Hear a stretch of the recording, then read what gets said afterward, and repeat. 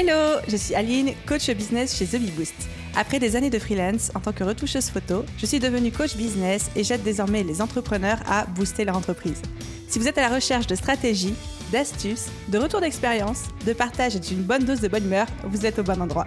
Dans ce podcast, seul ou avec mes invités, je vous partage tout pour vous inspirer au quotidien, vous aider à atteindre tous vos objectifs et faire en sorte que vous puissiez développer le business de vos rêves. Alors, installez-vous confortablement et c'est parti pour l'épisode du jour. Hello à tous et bienvenue dans l'épisode 193 du podcast Je peux pas, j'ai business. Et aujourd'hui, on va parler de comment s'installer en libéral, comment avoir un cabinet et comment attirer une clientèle en local lorsqu'on est praticien bien-être, santé, thérapeute, etc., etc. avec mon invité du jour qui est la spécialiste dans le domaine. Vous avez été très nombreux à me dire « Aline, on aime ton podcast, on aime tes conseils, mais on va pas se mentir, tu t'adresses énormément au business en ligne, aux personnes qui n'ont pas forcément de local ou qui n'ont pas forcément de cabinet. Comment est-ce qu'on peut faire pour attirer une clientèle géographiquement autour de nous ?» Eh bien, dans cet épisode, vous allez être servi. Et même si ce n'est pas votre cas, même si vous êtes actuellement digital nomade ou que vous avez un business en ligne ou que vous n'avez pas ces contraintes géographiques que les personnes en libéral peuvent avoir, cet épisode de podcast va quand même vous parler parce que vous allez voir, les lois du marketing non seulement ne sont pas impénétrables, mais surtout, au final, ne changent pas vraiment et la manière d'attirer les clients non plus. Et je suis prête à parier que vous allez vous aussi trouver plein de conseils à appliquer, quel que soit votre domaine, votre thématique, votre activité. Et sans plus de transition, je vous laisse écouter mon échange avec Marion, mon invitée du jour. Hello Marion, bienvenue sur le podcast Je peux pas, j'ai business. Comment vas-tu ? Ça va bien et toi Aline ? Eh bien écoute, super, merci. Je suis trop contente de t'accueillir sur le podcast. Moi aussi. J'ai pris pour habitude de présenter moi-même mes invités. Est-ce que tu es prête à te faire passer un petit peu la pommade ?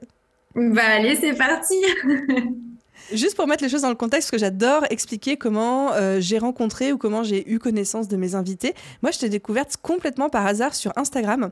En fait, tu avais fait un Reels et mon équipe m'avait envoyé ton Reels en me disant « Ah, ce serait cool qu'on en fasse un qui ressemble à ça, c'est trop bien ce qu'elle fait, etc. » Et du coup, j'ai découvert ton compte Insta et je scrollais. Je me dis « Mais en fait, c'est trop bien ce qu'elle fait, cette nana. » En plus, tu parles vraiment aux praticiens qui veulent s'installer en libéral. Moi, c'est une question que je reçois beaucoup qui est de...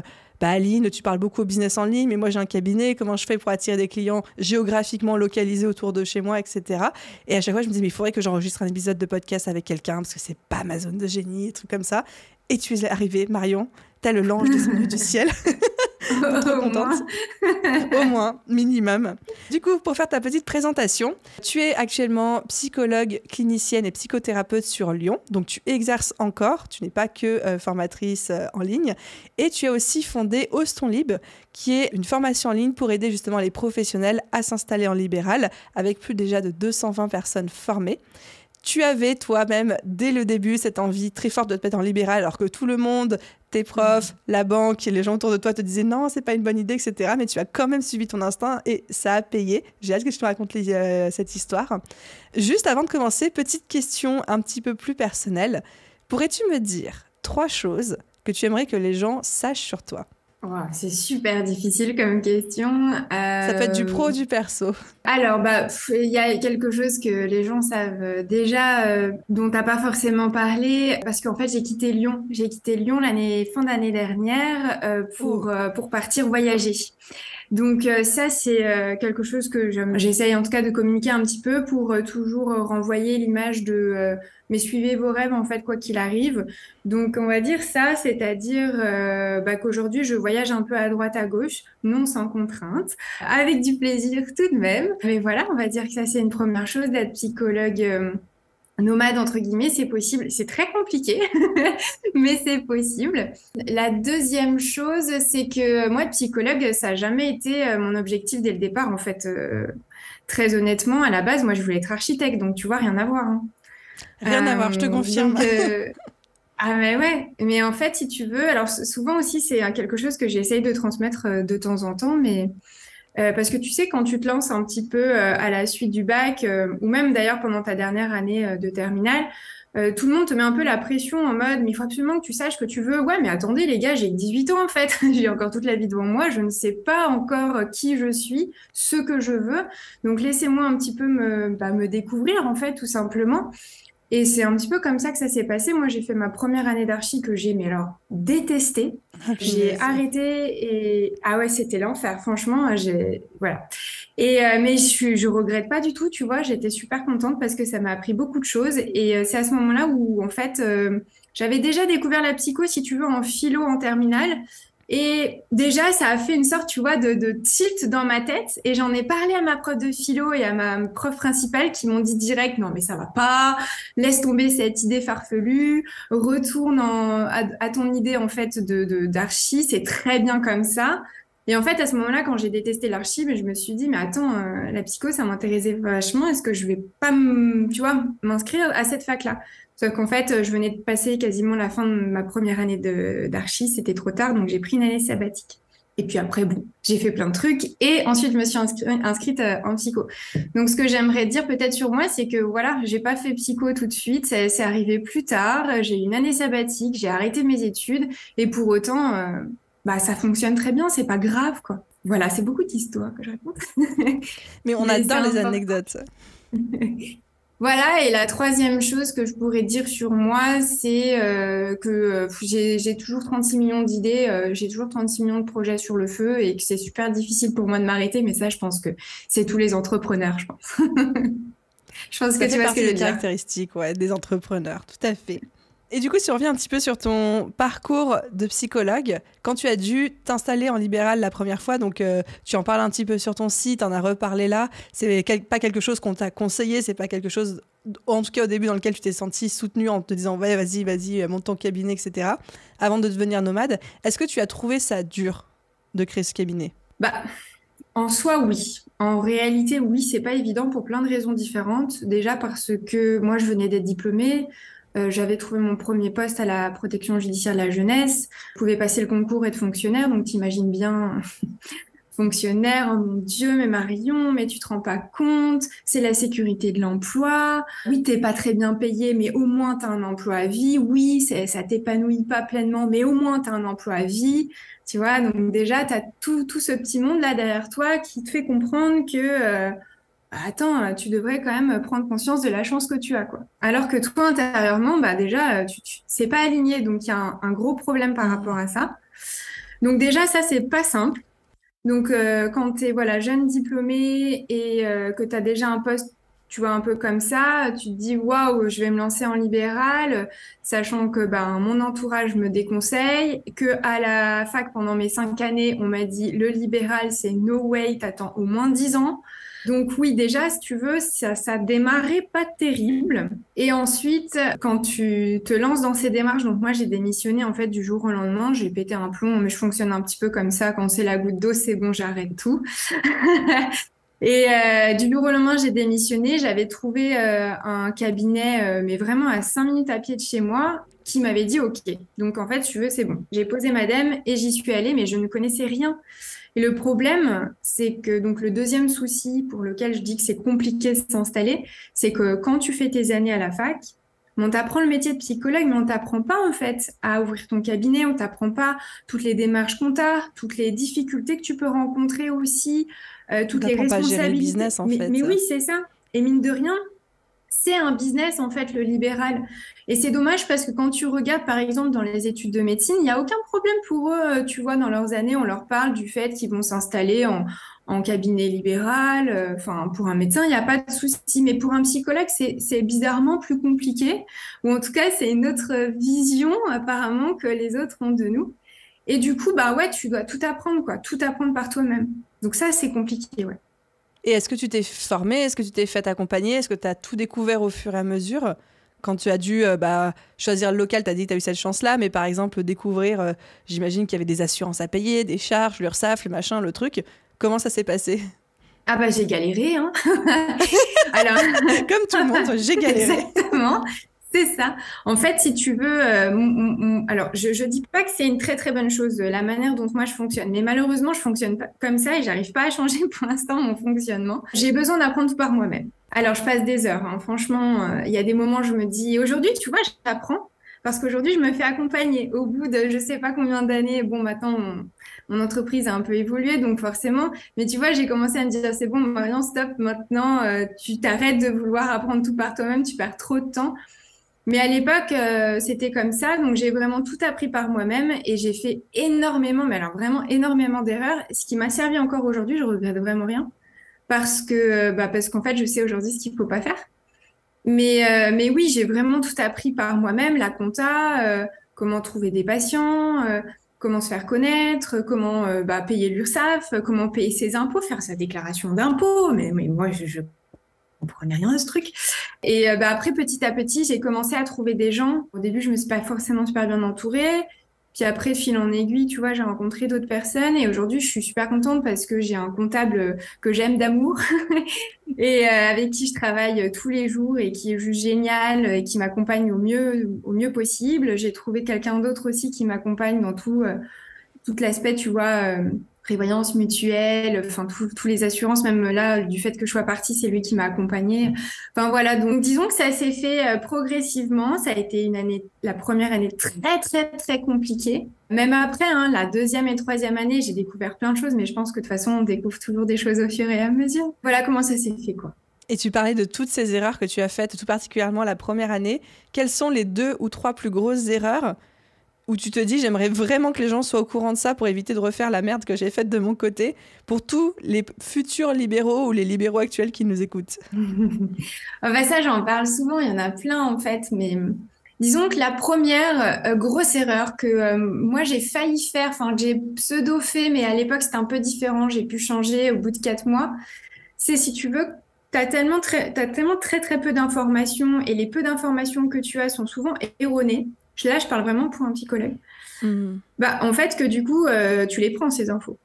Bon, et quand tu commences à te renseigner à droite à gauche avec des gens qui ne sont pas forcément compétents, on est d'accord, et qui te disent ouais, ouais, c'est ça, bah du coup, tu te dis ok, bah c'est que ça doit être ça alors, visiblement. Donc, je me suis installée en auto-entrepreneur. Évidemment, chose qu'il ne fallait absolument pas faire et que j'arrête pas de le dire maintenant, en webinaire, sur Instagram, sur YouTube, etc. Surtout, surtout pas. Parce qu'en fait, il y a tout un calcul à faire pour vérifier que ce statut-là est le plus judicieux pour soi dans sa propre situation. Et du coup, au bout de 3-4 mois, j'ai fait la connaissance donc de mon comptable qui m'a dit, attends Marion, on va poser tout à plat, on va réfléchir là. Et qui m'a dit non, non, surtout pas, on change de statut. Et du coup, j'ai failli perdre énormément d'argent pour avoir pas le bon statut et donc payer trop de cotisations sociales par rapport à ce que était ma situation. Donc, je dirais vraiment, ne vous précipitez surtout pas. Attendez avant de croire, entre guillemets, ce qu'on vous dit. Posez-vous, essayez d'avoir plusieurs avis. Faites les calculs par rapport à vos statuts pour vraiment, vraiment perdre le moins d'argent possible. En plus, aujourd'hui, c'est beaucoup plus compliqué de changer de statut en cours de route dans l'année qu'il y a 6 ans en arrière. Donc ça, c'est vraiment l'une des erreurs que je vois le plus souvent. La deuxième erreur que je vois le plus souvent aussi, alors là, il y en a plein qui vont pas être d'accord avec moi, mais je m'en fiche, c'est pas grave. Allez, on y va. C'est de se mettre directement sur Doctolib. Pour plein de raisons différentes, et c'est rigolo parce que bah voilà, aujourd'hui avec ma formation, il y en a plusieurs qui ont fait cette erreur-là, puis qui reviennent vers moi en me disant bon bah du coup j'arrête Doctolib. Bah oui, je te l'avais dit, mais bon, c'est pas grave, t'as fait ton expérience, t'as vu. Pour plein de raisons différentes, parce que premièrement, en fait, en termes de coûts financiers, au début, t'as pas grand-chose en fait dans ta poche. Et du coup, bah, il faut faire des économies. Doctolib, ça coûte très cher. Il y a des moyens aujourd'hui qui sont gratuites ou aller à quelques dizaines d'euros et qui peuvent te donner de meilleurs résultats pour trouver des patients. Donc, c'est un peu dommage, tu vois, de te mettre 140 euros par mois comme ça. En plus, Doctolib, ils ont un système qui fait que bah, tu y restes, que tu deviens dépendant. Et en plus, ça encourage les patients avec, tu sais, leur SMS, là, d'annuler les rendez-vous. Donc, il y en a plein de rendez-vous qui sont annulés ou des rendez-vous qui viennent pas. Enfin, bref. Donc, moi, j'aurais tendance à dire, surtout avant de vous lancer dans Doctolib, pareil, prenez votre temps. Il n'y a pas d'urgence. Réfléchissez à une autre stratégie. Et aujourd'hui, la meilleure stratégie n'est pas Doctolib. En fait, la meilleure stratégie qui a toujours été depuis qu'Internet existe, c'est le référencement, hein. Enfin, voilà, il n'y a pas de secret. Voilà, et la troisième chose que j'aurais envie de dire, alors ça c'est plutôt un conseil qu'une erreur, mais on va dire que c'est un peu les deux, c'est arrêter de penser qu'il y a trop de concurrence et que vous n'êtes pas légitime. Parce qu'en fait, c'est pas le cas. Il y a jamais trop de concurrence. Sinon, bah, tout le monde arrêterait et puis il n'y en aurait qu'un seul dans le secteur et puis basta, quoi. Aujourd'hui, c'est pas le cas, surtout qu'en plus, avec le Covid, les demandes de consultation se sont mais alors, démultipliées. Moi, mes collègues, les voient, ils ont plus de place, quoi. Donc voilà, il y a vraiment de la place pour tout le monde. Et la légitimité, si tu attends qu'un jour elle tape à ta porte et elle te dit «Salut, c'est moi, c'est bon, tu peux te lancer», ben en fait, ça arrivera jamais. Donc autant se lancer maintenant et de se rappeler que de toute façon, on a son diplôme et que la légitimité aussi, elle se construit en fait au fur et à mesure de son expérience. Donc voilà ce que j'aurais tendance à dire.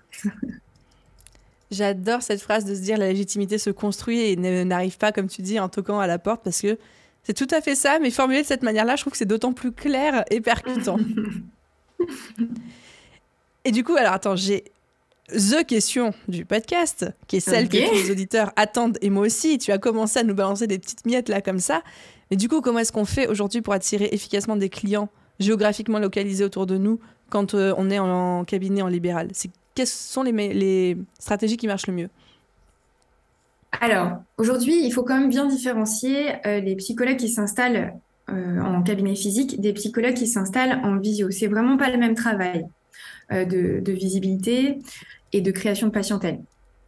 Pour ceux qui s'installent donc dans un cabinet physique, la première chose qui est vraiment essentielle, sur lequel tu ne peux pas passer à côté, c'est le site internet. Il faut créer un site internet. C'est pas compliqué en plus. Nous, on apprend à le faire en 2 heures avec un site qui est vraiment pro, tu vois, et que toi, tu peux réutiliser. Tu apprends en plus, je trouve ça génial. On apprend à faire soi-même son site et puis à la fin, tu es là, tu es super fier de toi. Bon, bref, petite parenthèse, mais voilà, c'est super important de créer son site. Et parce que le site, c'est comme une carte de visite, tout simplement. Les patients, ils voient la manière dont tu écris, ils voient la manière dont tu te présentes, ils voient tes couleurs, ils voient un peu ton univers. Ça donne, tu vois, cette espèce de premier feeling là, qui fait que tu as envie d'y aller ou non.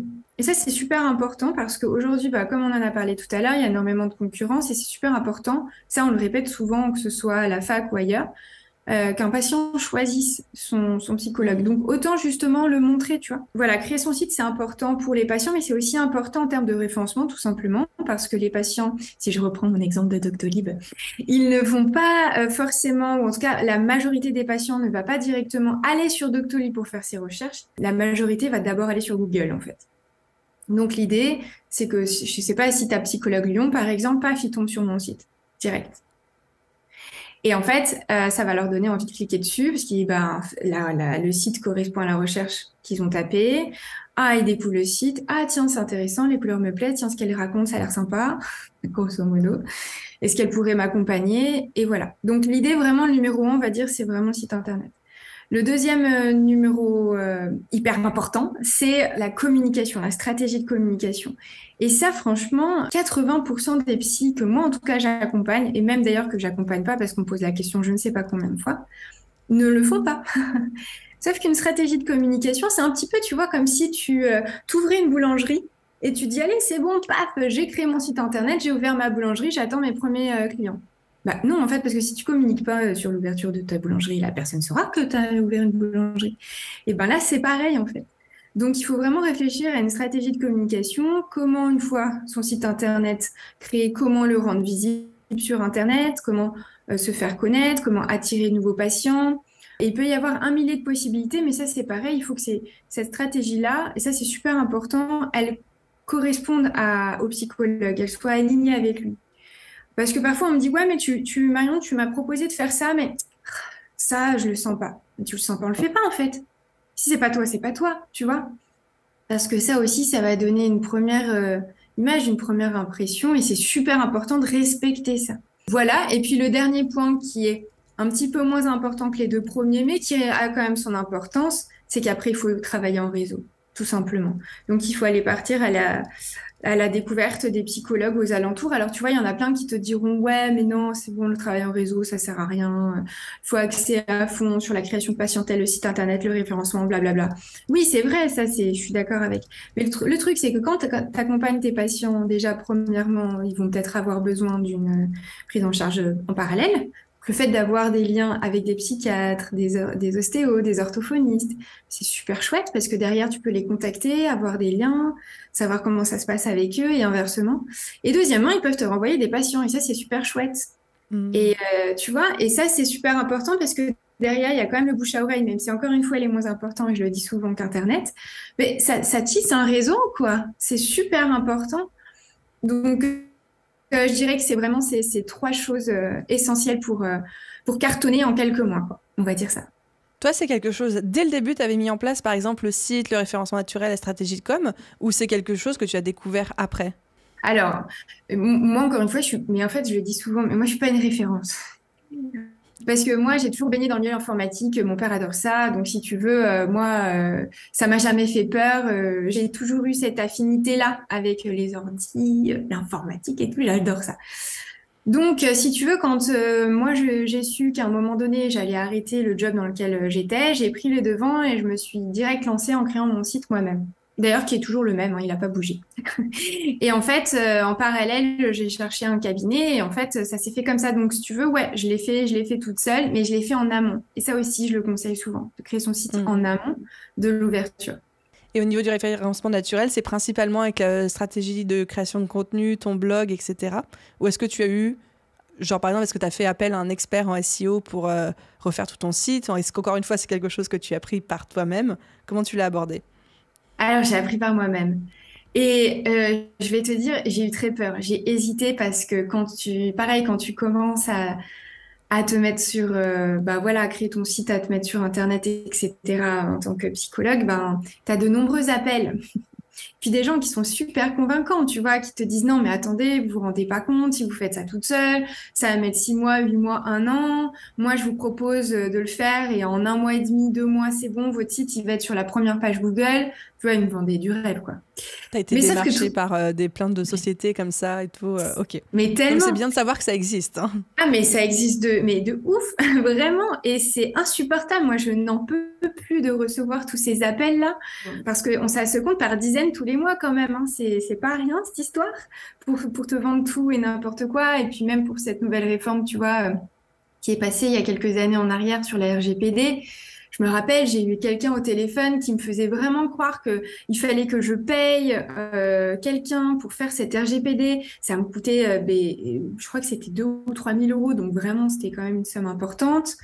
Et j'étais en panique et il me disait mais vous avez plus le temps. Enfin tu sais, et il te montre le truc là. Et du coup, j'ai dit non, non, mais attendez, je vous rappelle. J'ai appelé mon comptable en panique et il me dit mais Marion, non, laisse tomber, c'est n'importe quoi, t'as pas besoin de tout ça, je t'assure. Et tu vois, sur le coup, si t'es pas, encore une fois, on en revient à ce que je disais tout à l'heure, si t'es pas bien accompagné avec des gens de confiance qui s'y connaissent, et ben finalement, tu peux vite te laisser embarquer dans le truc et te dire, bah oui, en fait, j'ai pas le choix, il faut que je fasse cette dépense. Mais dépense qui te coûte un bras quand même, si on cumule, tu vois, tout ça dans l'année. Donc oui, j'ai été démarchée vraiment plein de fois et là, je voudrais vraiment, j'envoie un espèce de signal d'alarme à tout le monde, s'il vous plaît, 19% pardon, des gens qui vous appellent, ben, en fait, vous n'en avez pas l'utilité de ce qu'ils vous vendent. Donc, lâchez l'affaire et au pire des cas, vous reviendrez, c'est pas grave si vraiment ça vous sert. Mais voilà. Donc oui, j'ai appris par moi-même et j'ai vraiment hésité à un moment donné par cette personne là qui me disait, mais ton référencement, je te le fais en 1 mois, tu sais. Pas forcément. Puis après, j'ai commencé, avant de lui dire oui, à chercher un petit peu sur Internet, à me renseigner auprès des gens que je connaissais qui m'ont dit, mais non, n'importe quoi, Marion, ton référencement, même si tu passes par quelqu'un en 1 mois, jamais de la vie ça se fera, c'est pas possible. Donc j'ai dit, ok, j'arrête tout. Et en fait, j'ai cherché, j'ai regardé des tutos, j'ai acheté des bouquins, j'ai retravaillé mon site, etc. Et à l'époque, moi, j'étais pas sur les réseaux, hein. Enfin, j'étais pas du tout sur Instagram. Mais par contre, j'ai commencé ma chaîne YouTube en 2018. Mais voilà, encore une fois, j'ai fait ce qui me faisait plaisir aussi, donc ça s'est fait comme ça. Et on en revient sur le conseil d'avoir une stratégie de communication C'est ça. alignée. On entend ça, ce mot tout le temps, mais en tout cas qui nous correspond, qui nous fait plaisir et pas quelque chose qu'on s'impose. C'est ça. Ben oui, mais parce que, en fait, je crois que il faut aussi, tu sais, l'expression le cordonnier est le plus mal chaussé. Bah, ça marche super Ah, bien bien pour les sûr. psychologues, hein. Pour les entrepreneurs aussi, je pense, Aline. Je pense que tu dois pouvoir nous en dire pas mal. Mais vraiment, c'est pareil pour nous. Et souvent, ce que je dis, en tout cas, des personnes que j'accompagne, c'est tu dis quoi à ton patient? Ah, bah, je dis qu'il faut qu'il se respecte, qu'il faut qu'il s'écoute, qu'il impose des limites, qu'il fasse ce qui lui fait plaisir. Ok, tu le fais pour toi? Non, mais moi, c'est pas pareil. Mais si, en fait, si, c'est pareil. Donc, si c'est pas OK, tu vois, des trucs tout bêtes, mais si c'est pas OK pour toi de travailler après 18 heures parce que tu as envie d'aller chercher ta fille à l'école, eh ben, tu ne travailles pas ce jour-là après 18 heures. Et c'est comme ça, et les patients, ils s'adapteront. Et tu vois, c'est plein de petites choses comme ça. Oui, je suis d'accord avec toi. On dit souvent qu'il faut être aligné et parfois c'est un concept un petit peu abstrait, tu vois. Mais pour autant, c'est quand même hyper concret parce que tu le sens quand c'est pas aligné avec toi, quand c'est pas OK. Et il faut surtout, surtout pas insister parce que de toute façon, un, tu vas mal faire le travail parce que deux, t'en as pas envie. Et trois, tu vas pas tenir sur la longueur. Donc ne le fais pas, fais autre chose, c'est pas grave. Trop bien. J'ai envie maintenant de t'emmener sur le terrain glissant des tarifs. Mhm. Je pense qu'une des objections que j'entends le plus souvent quand je parle avec des gens qui sont en libéral, qui ont un cabinet ou même qui ont un business physique, c'est qu'ils se disent non mais quand tu es en ligne, c'est très facile de faire des tarifs hauts parce que tu peux vite te différencier si tu es expert, etc. Moi, je suis en concurrence avec tous les praticiens en libéral ou les experts en libéral, enfin en tout cas mes concurrents autour de chez moi, et du coup, je ne peux pas faire de tarifs hauts parce qu'eux-mêmes sont assez bas et du coup, j'aurai personne. Comment est-ce que toi, tu traites on va dire cette idée reçue, parce que c'est une idée reçue? Alors, moi, je suis... on se rend pas compte, j'ai souvent ce retour-là, tu sais, des gens qui me disent, oh là là, mais t'as l'air tout le temps super douce, super bienveillante, super... Mais en fait, quand je coach, mais alors tellement pas, je suis hyper carrée et je mets des coups de pied aux fesses quand il le faut, et surtout pour ce genre de sujet-là. Parce que effectivement, on a trop tendance, et moi la première quand j'ai commencé, à se dévaluer en fait. Et je crois que l'une des questions qui est la plus importante, la plus difficile certes, mais la plus importante à se poser, c'est qu'est-ce qui est OK pour moi? À quel montant c'est OK de me dire, OK, là, je suis payée à ma juste valeur?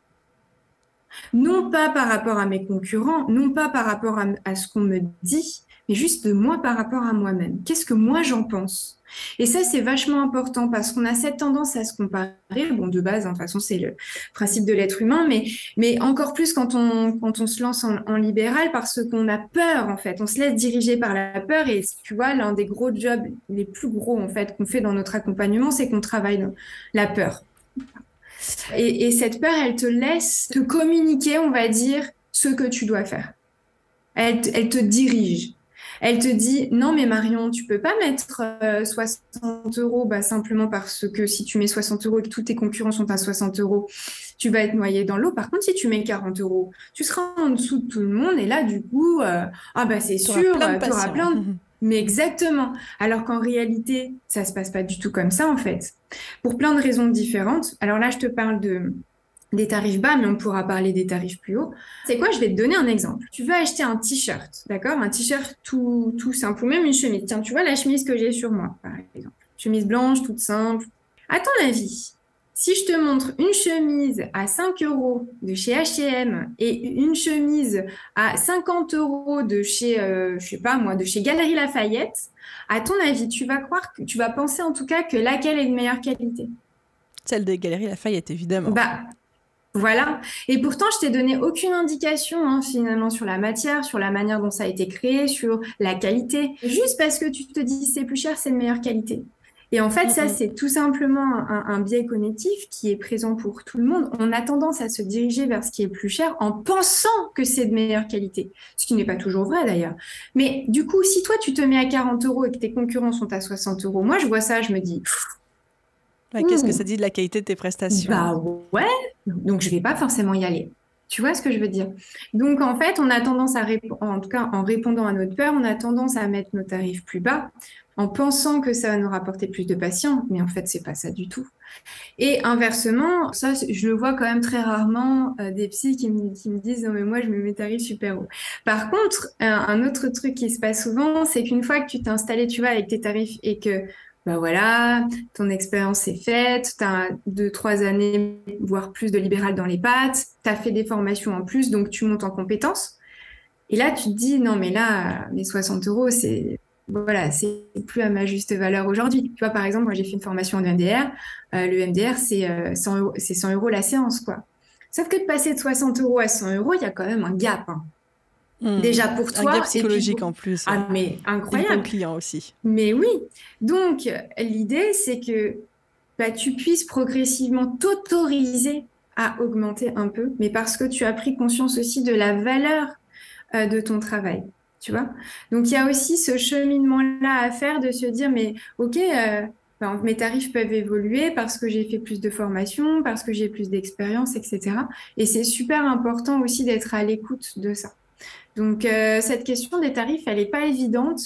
Et quand je dis que je mets des coups de pied aux fesses, c'est surtout pour ne pas répondre à ces peurs. Parce qu'on ne fait pas de bons choix quand on répond à ces peurs en général. Je trouve que l'exemple de la chemise que tu donnais est tout simple mais très parlant, d'autant plus sur des professionnels de santé où effectivement quand on a quelqu'un de vraiment pas cher, on se dit c'est chelou quoi, il y a anguille sous roche. Oui, et puis ce qu'il faut pas oublier, tu vois, on parlait tout à l'heure des médecins, mais moi, ce qui m'exaspère, en tout cas, à l'heure actuelle, c'est que quand tu vois des gens qui te disent, oh, mais 60 euros, mais c'est super cher pour un psychologue. Ouais, non, mais ça te dérange pas de payer 120 euros le gynécologue, par contre. Oui, mais c'est pas pareil. Mais attends, t'as vu le dépassement d'honoraires qui te fait? Oui, non, mais c'est pas pareil. Ah, d'accord. Donc, en fait, un médecin spécialiste, là, il n'y a pas de problème, du coup, tu vois, il n'y a pas de souci pour les tarifs, il n'y a pas de souci pour le cabinet, il n'y a pas de souci pour le fait de dépenser de l'argent pour sa santé pour ça. Mais alors, par contre, pour dépenser de l'argent pour sa santé psychique, mentale, et pour en plus se dire qu'un psychologue gagne potentiellement sa vie avec son cabinet, ah non, mais là, c'est pas possible, quoi. Tu vois? Comme si, parce que du coup, on accompagne des personnes, en fait, des patients à aller mieux, ah ben on doit le faire gratuitement. Ben non, mais attendez, dans ces cas-là, les médecins devraient le faire aussi gratuitement. Enfin, tu vois, il y a tout un système qui fait que il y a une différence majeure, en tout cas nous en tant que psychologues, on le voit beaucoup, entre les médecins et puis toute la sphère médicale et les psychologues où la question des tarifs reste quand même vachement tabou, que ce soit et pour les psys et pour les patients. C'est vrai que j'observe beaucoup chez mes élèves. Après, c'est pas forcément des professions médicales comme par exemple le psychothérapeute. Je sais pas si le psychologue on peut mettre dans le médical ou pas, mais vraiment dans le bien-être type hypnothérapie, sophrologie, acupuncture, etc. Où il y a cette croyance, mais qui est intrinsèquement logée en nous, de si je suis là pour aider les gens à aller mieux, c'est presque barbare de les faire payer et encore plus de les faire payer pour cher pour ça, parce que justement ils vont déjà mal ils viennent me voir, donc je vais pas en plus leur faire payer pour ne peut pas aller bien, quoi. C'est ça. Mais par contre, tu te poses pas la question quand, je sais pas, tu as un ulcère à l'estomac et que tu dois aller voir le médecin, voire tu dois même aller à l'hôpital. Là, tu te poses pas la question, tu vois. Tu te dis pas, ah non, attends, quand même, il devrait me le faire gratos, hein. C'est ma santé, mince. Tu vois. C'est incroyable, hein, quand même, les biais qu'on peut avoir. Mm.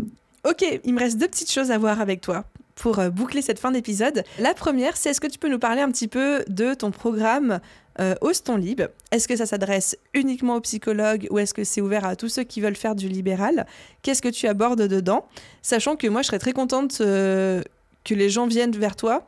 J'ai un programme en ligne dont je parle beaucoup, souvent, etc. Mais c'est vrai que je n'ai pas cette spécialité que tu as du libéral, du cabinet, etc. Donc, qu'est-ce qu'on apprend chez toi, Marion? Alors déjà, il faut savoir que le programme Ose ton Libre, c'est un programme qui est uniquement pour les psychologues, les psychothérapeutes et les psychopraticiens. Donc pas pour tout le monde. Pas simplement parce qu'en fait, moi, je pars du principe que c'est mon corps de métier et que je peux pas apprendre autre chose de ce que je connais moi et de ce qui est mon métier à moi.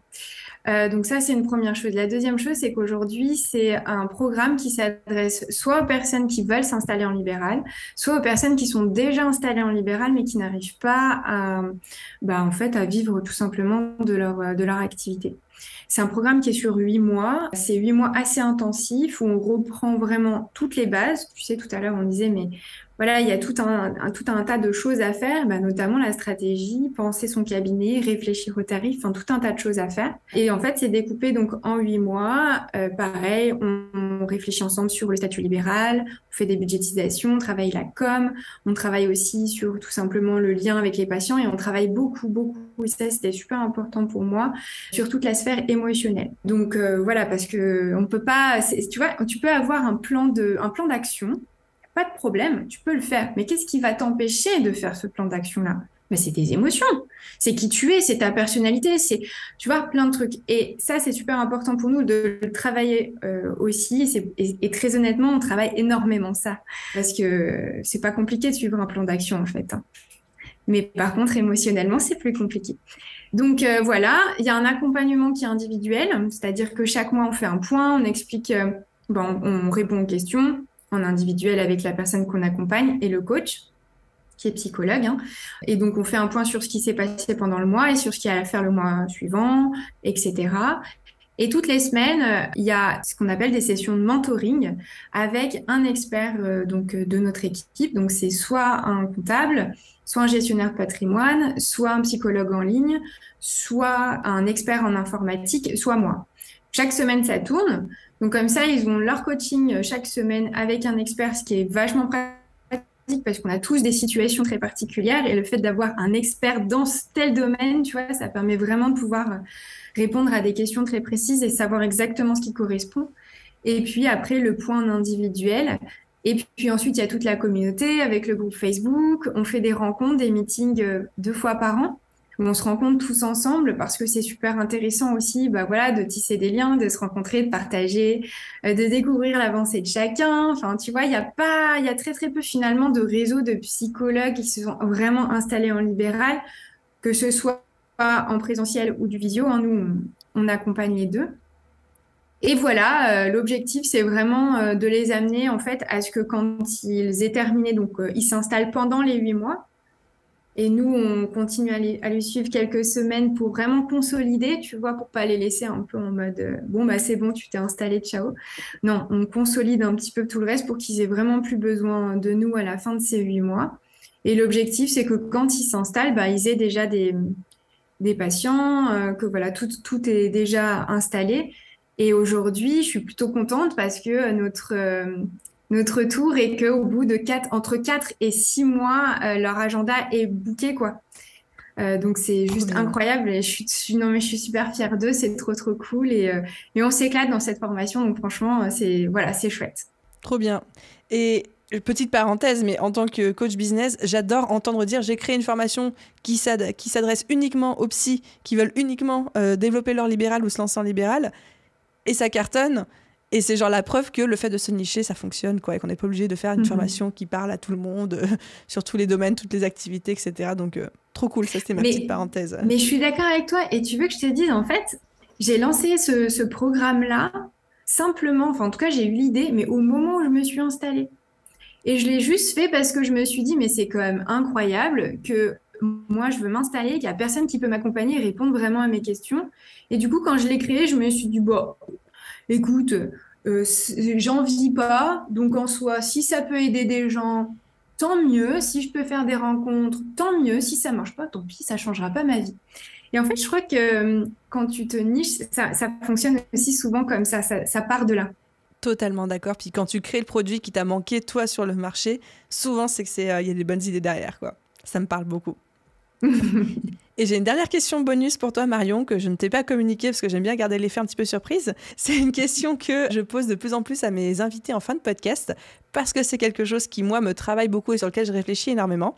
Aujourd'hui, Marion, qui es-tu sans ton business? Ah bah alors ça, c'est une question compliquée, hein. Encore une fois, je suis pas le bon exemple. Je pense que c'est compliqué parce que les choses se sont vraiment accélérées pour plein de raisons entre le cabinet, le programme et tout un tas de choses. Donc très honnêtement, je passe 90% de ma semaine à travailler. Si tu m'enlèves ça, c'est compliqué. Tu sais, je dis, mais pas que à moi, hein. Je discutais avec un ami qui est en libéral et tout, qui fait d'autres trucs à côté, mais que pour son libéral. Et il me dit, c'est bon, cette année, j'ai pris un mois de vacances et on discutait et on s'échangeait des messages et il me dit, oh, Marion, ça fait trop bizarre, j'ai rien à faire. Et j'étais tellement d'accord avec lui parce que quand tu es pris comme ça dans ce mouvement de travail intense et ben en fait, tu oublies un peu toute la sphère perso. Donc c'est un peu compliqué, je pense que je serais un petit peu démunie et son, toute la sphère professionnelle aujourd'hui. Mais si j'essaye de répondre quand même à ta question, je pense que c'est juste Marion qui a plein de rêves dans la tête et qui, si elle ne fait pas ce qu'elle fait aujourd'hui, se dira c'est pas grave, j'ai d'autres trucs, t'inquiète. Et qui a juste envie, une grosse envie de pouvoir accompagner les gens en fait. Je pense que si j'ai créé aussi ce programme, c'est parce que j'accompagne les gens et surtout je les accompagne à réaliser leurs rêves et ça. Je peux pas faire sans. Je crois que ça fait partie de moi. J'adore faire ça. Voilà, je sais pas si ça répond à ta question. Ça répond très bien. Elle est un petit peu à la fois bâtarde et injuste cette question parce que quand tu la poses à un entrepreneur, il a envie de te dire mais en fait je suis rien sans mon business et c'est pas une mauvaise chose, ça fait partie intrinsèquement de qui on est quoi. C'est ça, c'est compliqué quand tu es en salariat, c'est pas pareil, mais quand tu es en entrepreneur, c'est ton bébé quelque part. Donc t'enlever ça, c'est dur hein. Mais merci de t'être prêté au jeu de la question spontanée de la fin. Merci d'avoir répondu avec autant de transparence. Je mettrai tous les liens de ton programme, de ton site, etc. dans la description. Si quelqu'un veut venir te dire à quel point il a adoré notre échange ou venir te faire un coucou ou même peut-être potentiellement prendre rendez-vous avec toi, où est-ce qu'on peut te contacter, te retrouver ? Alors sur Instagram, c'est un peu compliqué. Je pense qu'il faut éviter de m'envoyer des messages parce que j'ai vraiment du mal à répondre. Donc le mieux, c'est soit de passer par Ostonlib. J'organise des webinaires assez régulièrement ou bien de prendre rendez-vous avec un membre de mon équipe si justement il y a encore des places pour pouvoir s'inscrire au programme ou bien d'envoyer un mail. Il y a l'adresse mail qui se trouve aussi sur le site internet. Donc il y a pas de souci. On répondra avec le plus grand des plaisirs. Je mettrai tout le lien. C'est vrai qu'on n'a pas parlé de ton Instagram, mais tu as un Instagram avec plus de 100 000 abonnés, ce qui est absolument incroyable. Donc j'imagine, en plus dans ta thématique, le nombre de messages un peu peut-être lourds que tu dois recevoir chaque jour, et je comprends totalement que tu puisses pas répondre à tout le monde. Ouais, et c'est juste fou, franchement, c'est fou ce qui se passe. Mais ouais, mais je pense que toi aussi, ça doit être pareil pour toi. Je pense que j'en ai moins que toi, surtout étant donné la thématique. Je me projette un petit peu, mais j'imagine que toi, en plus ton Instagram, c'est ton Instagram de psy, c'est même pas l'Instagram Ostonlib sur lequel tu as plus de 100 000 abonnés. J'imagine que les gens doivent te contacter avec leur situation personnelle, avec des vocaux et des vocaux et des vocaux qui s'accumulent pour t'expliquer, avec peut-être des choses, des partages un petit peu lourds, des gens qui sont en détresse. Là encore, je projette, tu me diras si j'ai raison ou pas. J'ai un petit peu des gens comme ça, mais quand même beaucoup moins de par les thématiques. Donc, ouais. Ouais, mais je trouve quand même, et ça je tenais à te le dire, tu gères les messages, mais d'une main de maître. Franchement, à chaque fois que je t'ai envoyé un message, j'avais la réponse le jour même, allez, grand max le lendemain. Et j'étais là en mode, mais comment elle fait, Aline? Mais comment elle fait? Non, t'as eu de la chance parce que j'arrive pas à faire ça. Des fois, les gens attendent une semaine un retour de ma part. Ah je pense que disons-le, t'as surtout eu de la chance, je pense. Bon, alors, c'est parce que tes questions n'étaient pas très compliquées, mais non. Si je dois vraiment être très franche, c'est pas comme ça avec tout le monde. Marion, un immense merci de ta transparence, de ta bonne humeur, de tes partages. Plein de valeurs ajoutées dans cet épisode. Et un vrai honneur pour moi d'avoir eu l'occasion de faire ta connaissance. Donc merci pour tout. Eh ben de même, merci beaucoup Aline. Vraiment, j'ai pris beaucoup de plaisir à échanger avec toi. C'était un vrai honneur pour moi. Merci. Et voilà les amis, j'espère que cet épisode de podcast vous a plu. J'ai appris plein de choses. Concernant les petites pépites que je retiens, principalement ce sont ne pas se lancer sur Doctolib dès le début quand on s'installe en libéral, privilégier des stratégies comme le référencement naturel, avoir un site internet, qu'on le fasse soi-même quand on est passionné comme Marion, ou bien qu'on se fasse accompagner ou qu'on se forme. C'est totalement ok si on n'a pas envie de le faire soi-même ou si on n'a aucune connaissance et qu'on a envie d'aller un petit peu plus vite. Il y a plein de formations sur le marché et le fait d'avoir sa stratégie de communication pour attirer sa patientèle tout en faisant fonctionner aussi son réseau avec soit des collègues, soit des collaborateurs, etc. J'espère que cet épisode de podcast vous a plu. Comme précisé, tous les liens pour retrouver Marion, son travail, son programme sont disponibles en description de cet épisode. N'oubliez pas avant de partir le fameux 5 étoiles sur votre plateforme d'écoute avec un commentaire si le cœur vous en dit. Je vous souhaite à tous une merveilleuse journée, soirée, après-midi, nuit, où que vous soyez. Et je vous dis à très vite dans un prochain épisode. Bye tout le monde!